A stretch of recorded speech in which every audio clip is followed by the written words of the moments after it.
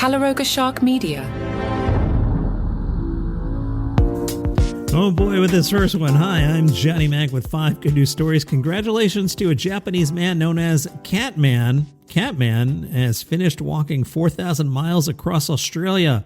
He walked the entire distance over 2 years, wait for it, while dressed in a full-body cat costume. That's right.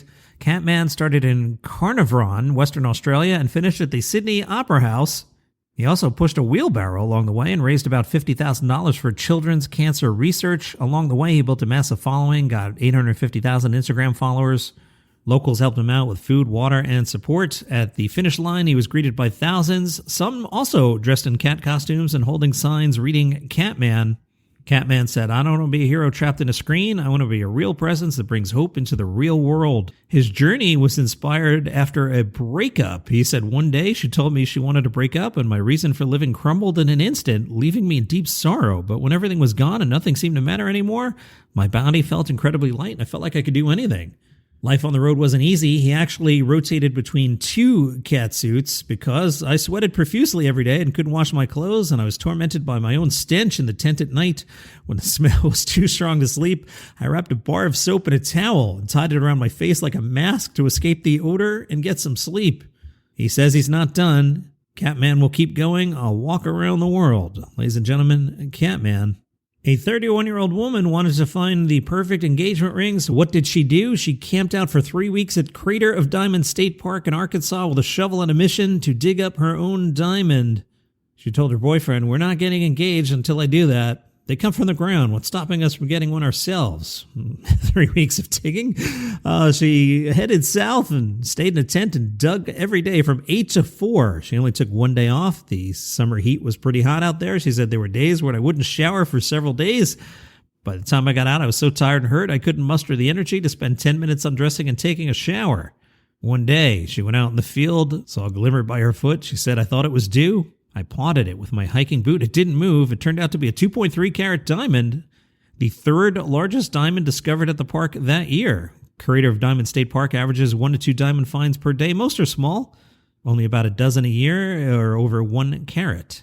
A message in a bottle traveled 2,700 miles across the Atlantic. It was discovered in northeast Scotland by a dog. The bottle was dropped into the sea in August of 2024 from a ferry traveling between Prince Edward Island and Madeline Island in Canada, and it was found in Scotland by Mike the Human and Maggie the dog. Mike the Human said, "I was amazed. As I was walking, Maggie, my dog, was sniffing a bottle that was just washing up. It was a really dark glass bottle with a lid and something inside it. Inside the bottle was a letter written in French, sealed in a plastic bag. Mike took it home, translated it, learning it had been sent by somebody named Annie. He explains there was a zip bag in it and a letter in French. I put it in my rucksack, put it on translate when I got home. The bottle spent 2 winters at sea. They tracked down Annie on social media, but haven't heard back yet. So Annie, if you're listening, get in touch with Mike, will you?" Some senior home residents at Maplewood Court were treated to a glam-up session thanks to the facility's lifestyle team, who took the residents and did a photo shoot wearing high-fashion wigs and colorful clothing. Laura Taylor works there and said, "We love the idea of giving our residents the chance not to dress up, but to go over the top and feel fabulous."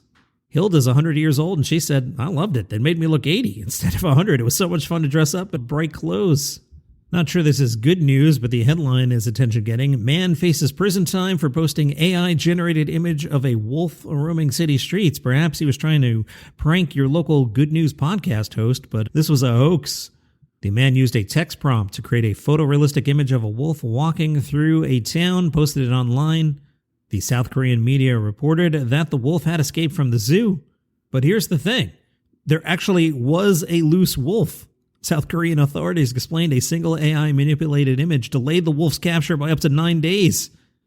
The prolonged deployment of police and firefighters caused significant disruptions to their primary duty of protecting the public. The police eventually did find the actual wolf. The man now risks spending 5 years in prison. Yikes. And those are your 5 good news stories for today. Well, 4.